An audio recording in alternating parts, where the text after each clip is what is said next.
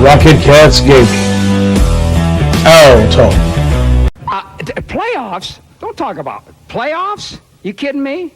Playoffs? That was the plan. That was the plan. And we're actually live, as they say. Barney Clay, I'm looking at it.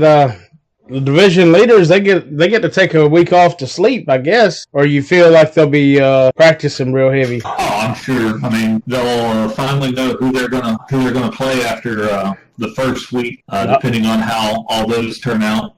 New York will get whoever the lowest seed left will be, and the Valiant will end up getting the higher seed of whoever's left. So they'll probably be kicking it into high gear that last week before the next matches to really hone in on what their strategies are going to be for whoever they end up playing. Nice. I know I'm looking at the teams right now, and I won't lie. I'm kind of pulling for Philly, who's in 6th place, and the LA Gladiators, who's in 4th place. What about you, man? Well, I know you already know this, but I pull for the Fusion no matter what.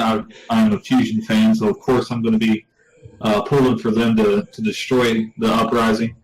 I'd probably go for the Gladiators myself over London, just because I kind of despise the teams that went out and just went straight Korean for their entire roster. You know, yeah, trying to jump on that talent bandwagon, I guess you could say.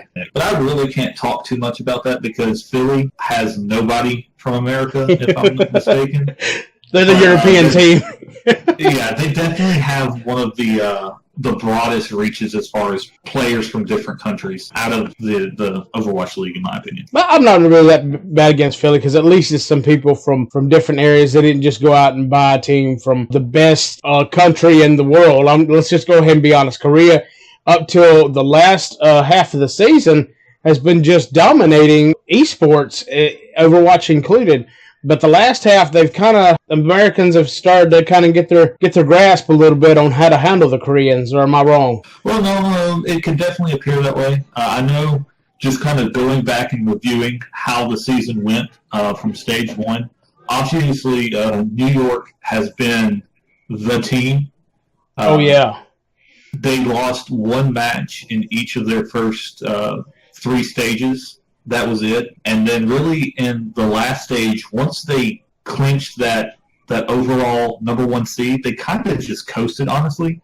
Even the announcers were talking about how they didn't really act like they were trying. They just ran the same basic comp into any matchup. It didn't matter what the other team was doing. They just stayed into what they were playing from the beginning and just kind of ran headed first into it.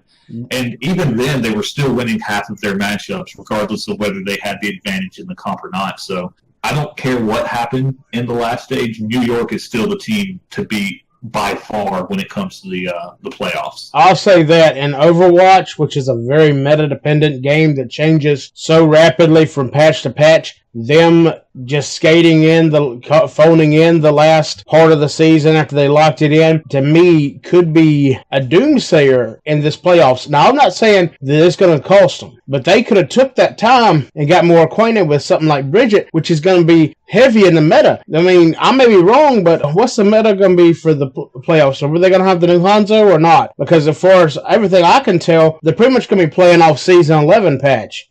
I haven't heard. I do know that pretty much everything in the last stage was Brigitte was there. Hanzo still had Scatter Arrow. Mm-hmm. I would imagine that they'd be playing on the most current patch minus Symmetra and Hammond. Yeah. Obviously, Hammond's not live anyway, but I would imagine, you said Season 11 rules will probably be applied when it comes to the playoffs coming up. But I just want to add this, too. We talk about the Excelsior phoning in. They only lost 3 matches in the last stage. I didn't even realize Oh, no, I was just going to say 2 of them were to the Los Angeles teams, and then I can't remember who the third one is, but they still were amazing. And if I'm not mistaken, I still think they ended up winning the Stage 4 finals. So, they're the team to beat. I don't care what anybody says. You're right. You're right. Well, and also you have to remember that this stage ended 2 weeks ago. So while they might not have been showing anything in Stage 4, there's no telling what they were doing as far as scrims during the week. And on top of that, you've had 2 weeks to prepare, and they'll have another week between this week and next week since they got the bye to continue practicing. So I have full faith in the Excelsior that they will be running at 100% for whoever they face. Oh my God! I just switched over to the points for the playoffs. Oh my God! I see what you're talking about. Excelsior is like 83 points plus, and the next highest team is the LA Valiant at 36 plus. They have 126 map wins. Is that right? Yes, sir. Good and only God. lost 43. Good Lord. You compare that to the Shanghai Dragons, who won 21 maps the entire season. Oh my God. I feel so sorry for the Shanghai Dragons. I feel like there's going to be a completely whole new team there next season. I don't know. They may keep the players. I don't think it's all the players' fault. I mean, yeah, the players, they had to be held responsible, but there's something going on there for them to be that many losses. And those good players. I'm going to be honest. I play a fair Lucio, but I have a feeling that, what is their name, Grigori, who plays that Zori on there, could whoop my little frog butt. Left-handed. They're not wet players. They're good to be in the league. So what's going on there is what I'm wondering. I feel so sorry for them. There's something, it's not like a Dallas Fuel situation. There's something else going on in the background there. Wednesday looks like a good night, my friend. We got Philly versus Boston at 7 p.m. Central, and then at 9 p.m. Central, we got London versus LA Gladiators. So, hey, we're going to be able to root for the teams. We're basically rooting for... You know what I mean? We're not going to be doing no versus this week at all. No, I think the most interesting part when it comes to the playoffs is the format that they'll be playing in. During the regular season, obviously, it was a best of 5, basically. They played 4 maps every time, no matter what. All you needed was 3 to win. Yeah. Even if you had a team 3-0 after the first 3, they went ahead and they played the 4th map no matter what. With the playoffs, it's actually different. It's a best of 5, but as soon as you hit that 3rd win, it's over. So if it only takes 3 maps for somebody to 3-0 sweep, it's only going to be 3 maps. If it takes 4, so be it. If it goes all the way to the 5th map, there you have it. And then the next interesting fact on that is the fact that you actually have to have 2 match wins to move on. So, say Philly and Boston, they started off on Wednesday night. Mm-hmm. Boston wins that first match. They still have to beat Philly one more time. If I'm not mistaken, I want to say Philly and Boston will play again on Friday night, right? Yes, Friday night. July 13th. Then, we'll get one day off on Thursday to kind of rest and recuperate. Then it's right back to the action. And then that'll be Game 2 and Game 3 if needed. And then Game 2 and possibly Game 3 for LA and London would end up being on Saturday. That's exactly right. They have to hit 3 map wins to win the match, but then they have to get 2 match wins to move on to the next round. So that's actually cool to see, to where it doesn't affect you if you have one bad night. You still have a chance to come back and move on to the next round. I like that as well. Now, I do have one question for you. Say we get down here and Philly just wipes out Boston on Wednesday night, and then they come back at 7 p.m. on Friday and do the same thing. Are we going to 9 p.m. play time, or are they going to just cancel that match because we already know the winner? That match would be canceled because there's no need. It's only there for if each team wins one of the first 2 matches. Okay, so that's what I thought. Yeah, that's a smart way to move. As needed. That's basically as how I think it's even in the schedule on the website as that. Like, it says as needed. I'm really pulling for Philly. I think they're going to have a hard go. From what I remember on Boston, they're a pretty good team. Well, both of these teams were actually interesting to watch during the season. No one really knew what to expect out of Philly because they didn't come in and play any of the preseason matches because they were having trouble getting their players here. Like I said, they have no American-based players. They're all from Europe or Korea. Yeah. So they had trouble getting everybody in. So no one knew what they were going to do. They just missed out on the Stage 1 playoffs. They had a big run in Stage 2 to get the last playoff spot and then almost took down the Excelsior in the Stage 2 finals. And then since then, it's really been hot and cold with them. They'll have some moments to where they just look unbeatable. I know to start off Stage 4, they looked extremely hot, and then they just fell on their face and then almost came back to squeak into the playoffs for Stage 4. So you really don't know what you're going to get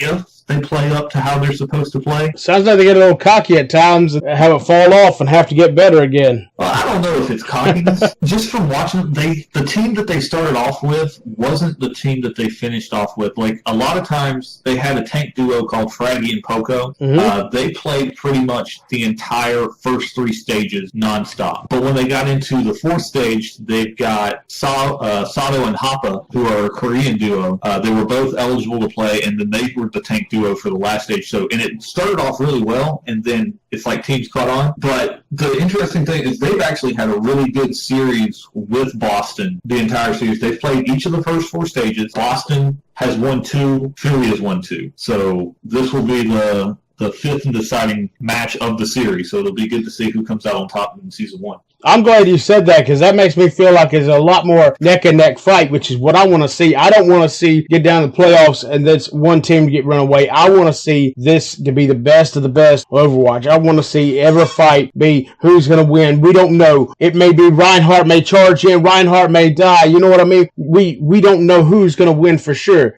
But, you know, we don't want to go into a situation where it's some team that's just going to walk through and just take the match. That, you just reassured me there that we got a good game coming up at 7 p.m. Wednesday, and I can't wait to see it. Definitely. I'm looking forward to it myself. Hopefully the Fusion can play like I know they're capable of, and we'll be moving on to face New York in round 2. Oh, I know they can. I know Philly's good. In fact, I know another team that's good. The LA Gladiators and the London Spitfire. They have a good team. But in the later part of the season, from what I can tell, they kind of waffled a bit, or they fell from grace a little bit. They're actually, in the rankings, from what I can tell, below the LA Gladiators. Yep. As a matter of fact, these two teams kind of flip-flopped where they were at during the season. London made the first 2 stage playoffs. They were easily considered the second-best team in the league behind New York, which, you know, you wouldn't be surprised at. Both teams full of great Korean players. While LA was kind of mid-tier to lower half of the standings for the first 2 stages, they really started to get hot at the end of stage 2. And then once you got to stage 3, they really picked it up. They started making a name for themselves. They were a team you did want to play. And then London, on the other hand, they were running into a lot of issues where at the beginning of the season, it was, we have all these players. We have to give them all play time. You're not going to know how to prepare for us because we can throw any different type of group at you as far as the number of great players we have. But it ended up hurting them because it was like they couldn't give everybody the amount of play time that they needed to really keep their skills honed. And they ended up, I think the last stage, they only finished 5-5. They struggled to get any wins. And this is an interesting matchup too, because when you look back at the season, even though the teams were always polar opposites as far as how they were playing at the time, the Gladiators took all 3 matchups during the season. They beat them in stage 2, 3-1, and then in stage 3 and 4, they beat them in game 5, 3-2 both times. So London's definitely got to be feeling good when it comes to the matchup with London in the playoffs at this point. Wait, hold up. Now, LA or London's feeling good for the matchup? I didn't quite catch that. Who's feeling real good about it? I got a little... The Gladiators. That's what I thought. I got a little crossed up there at the end. I'm not going to support Los Angeles. That's the other side of the country on a regular basis. But I always have thought, since the announcement of them, that their creed has always kind of been more of a tank-heavy. They respected their tanks, it seemed like more. Their motto was a little bit more based around their tanks. Or at least at the beginning, they were advertising that. And that kind of made me latch on to them a little bit as a healer and tank main. You know, you don't want to see DPS take all the spotlight all the time. So them focusing more on tanks made me think, okay, they're going to be more about the strategy and all than just go in straight and kill and go. Are they still holding to that? I haven't been watching their games like I need to. Are they still pushing those tanks pretty heavy? Or is it just become just like another Korean or New York team, you know, just straight DPS? Well, I don't think the Shields Up, as they put it, was really focused around the tanks as much as it was just the Gladiators and the shield and the image of what a Gladiator is. But it's actually kind of funny that you say that because everything turned around for the Gladiators when they ended up signing Fisher, who is a tank. He came in and he kind of solidified that role as the main tank, as the leader of the team, making the call-outs and kind of giving direction to what the team needed to do, to where they do live and die by Fisher and his tank play. As long as Fisher's on it, you can just about guarantee everybody else is going to pull their weight. When he's not there, they kind of fall back into that same stage 1, stage 2 mentality that they were almost there, but they just couldn't quite pull off the wins at the end. Talking about the tanks being the caller, that I do see that a lot on the successful teams. It seems like their main callers are going to be their main tanks. It may not necessarily be Reinhardt, but it's usually a tank. It's not always, but sometimes it's a healer. Even rarely it's a DPS. But it does seem like the shot caller position does revolve heavily around the tanks. Yeah, it depends on team to team, but most of the time it's probably either going to be a tank or your support player. Let's take a look at week 2. How many weeks is there to this? Is there 3 weeks? For the playoffs? Yeah. You have 2 rounds in the grand finals, so 3 weeks total. All right. We probably need to get into a little bit of speculation here in just a minute. I do want to take a look at week 2. It's a similar setup to week 1, where the first night, Wednesday, it's New York and LA versus whoever wins the respective games from week 1. Then on Friday and Saturday, it's LA on Friday and then New York on Saturday get to finish their matches up, and whoever wins that gets to go on to the playoffs, or the grand finals. I'm sorry. Let's see here. Who do you think? I know who I want to win, or the 2 teams I want to see go to the grand finals and duke it out and play and win is going to be Philly and LA, and I think you're the same mindset. But who do you think is going to be there on July 27th to play that game for the grand finals to try and get that $1 million grand prize? Well, I'm not going to try to make any predictions that far in advance. I'll definitely give you my thoughts on what I think will happen this week. All right, let's take a look at this week. We'll make this a series. We'll hash through this week, and we'll make our predictions for next week, and then take a look what we think is going to happen in the grand finals a little bit more when we have a little more information. Let's talk about this week on speculations. This week, honestly, I think what I want to happen has a really good shot of happening based on the matchups. So will actually confidently predict Los Angeles beating London and Philly beating Boston. And the Gladiators and Fusion will meet up against the Excelsior and Valiant next week.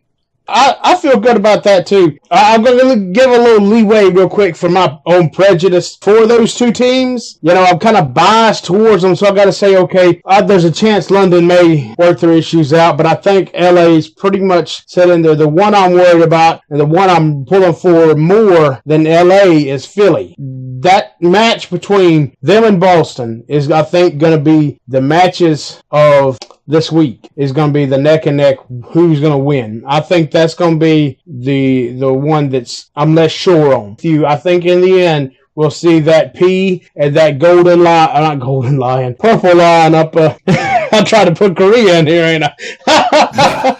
No, that orange P and that purple line up on the block for next week. I'm definitely hoping that's what happens, and I definitely think that will happen. I think that's a very good possibility as well. Like you said, London is kind of fallen a good bit, so I think LA's going to end up being the better team. So Wednesday night, Friday night are going to be some awesome matches. I feel like we need to be in there rooting for it, have a popcorn ready or Coke, whatever we're going to be eating. Just, okay, the game's on. We're watching the game. Oh, man, this is a good game. We're going to enjoy it, I think. I would hate for one of the teams to get steamrolled in the playoffs. I hope it does not happen. I'm looking forward to some great matches and Overwatch.